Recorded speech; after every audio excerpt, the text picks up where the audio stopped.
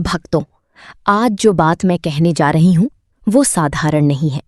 ये कोई सामान्य कथा, कोई डराने वाला प्रवचन या कोई मामूली टोटका नहीं है। ये वो गुप्त ज्ञान है जिसे हमारे शास्त्रों ने हमेशा के लिए संभाल कर रखा था, लेकिन समय बीतने के साथ वो बात आम लोगों तक पहुंच नहीं सकी। ये वो रहस्य है जो अगर सही समय पर समझ लिया जाए, सही मन से किया जाए, तो इंसान की किस्मत पलटने में एक पल भी नहीं लगता। हमारे सनातन धर्म में हर चीज, हर रिश्ता, हर अवस्था के पीछे गहरा अर्थ और अपार शक्ति छिपी हुई है। लेकिन पीढ़ी दर पीढ़ी कई बातें या तो भुला दी गईं या गलत तरीके से समझाई गईं। इसलिए आज जब आप ये सुन रहे हैं तो पूरी दिल से सुनिए, क्योंकि हो सकता है कि आज का यही ज्ञान आपकी तिजोरी का ताला खोल दे, आपकी घर की बरकत लौटा दे और आपकी आने वाली पीढ़ियों तक धन, सुख और समृद्धि का प्रवाह छोड़ जाए। भक्तों, आज की बात एक विधवा स्त्री से जुड़ी है। समाज उसे दया की नजर से देखता है, कभी कभी लोग उसे अशुभ तक मान लेते हैं। किसी जगह उसे पूजा से दूर रखा जाता है, कहीं लोग उसके सामने शुभ काम होने से डरते हैं। लेकिन सच क्या है?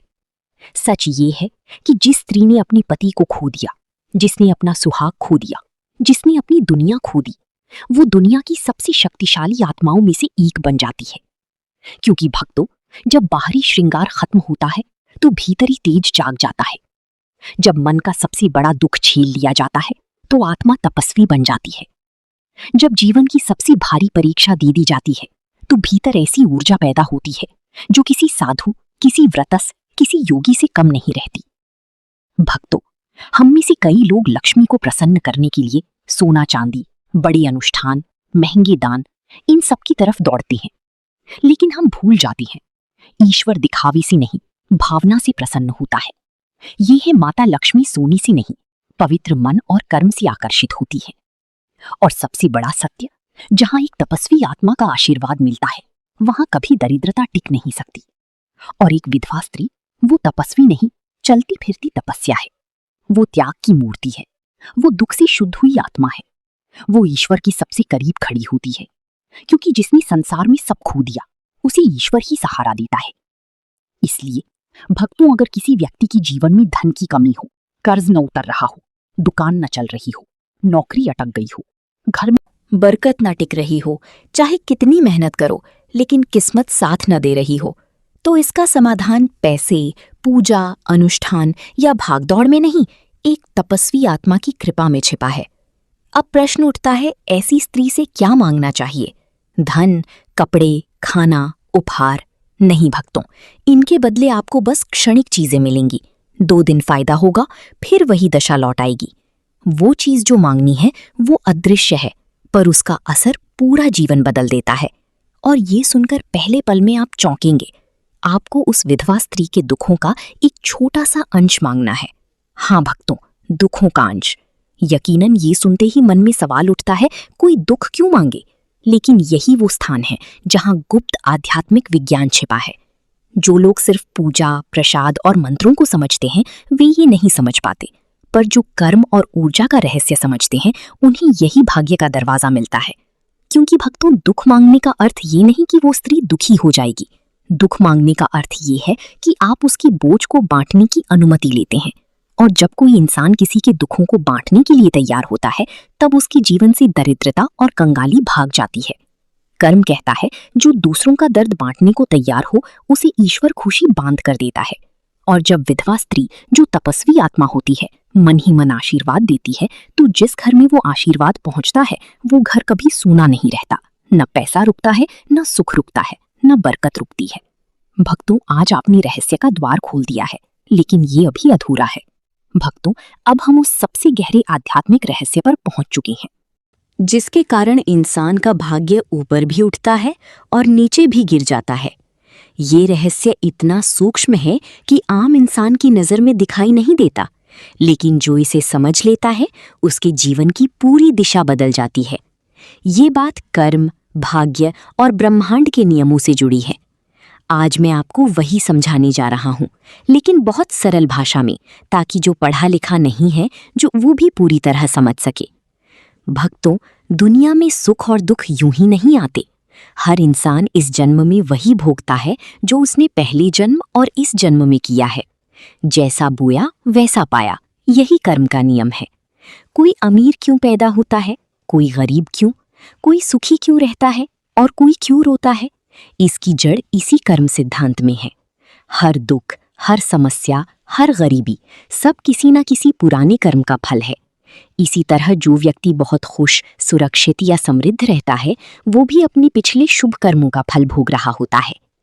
अब भक्तों सोचिए, जब किसी स्त्री का पति उसके जीवन से चला जाता है, जब उसका सुहाग छिन जाता है, जब उसका संसार बिखर जाता है, तो वो कैसा दुख होता है। ये दुख सामान्य इंसान की समझ से बाहर है। ये दुख इतना बड़ा होता है कि उसके पिछले जन्मों की बहुत सी बुरी कर्म एक साथ जलकर राख हो जाते हैं।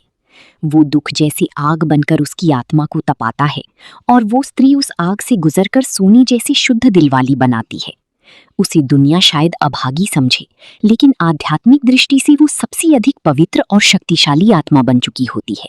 उसका हर आंसू तपस्या बन चुका होता है, उसका हर आह त्याग बन चुका होता है, उसका मौन ध्यान बन चुका होता है, उसका निस्वार्थ जीवन साधना बन चुका होता है। इसीलिए उसके आशीर्वाद में भी ताकत होती है और उसके श्राप में भी ताकत होती है। इसीलिए कहा गया है, विधवा को कभी रुलाना नहीं चाहिए, उसका दिल कभी नहीं दुखाना चाहिए, क्योंकि उसका दिल दुखाने वाला व्यक्ति सीधे अपने भाग्य को चोट पहुंचा देता है। अब भक्तों, मुख्य बात यहाँ से शुरू होती है, उस विधवा स्त्री से दुख मांगने से। आपका भाग्य कैसे चमकता है?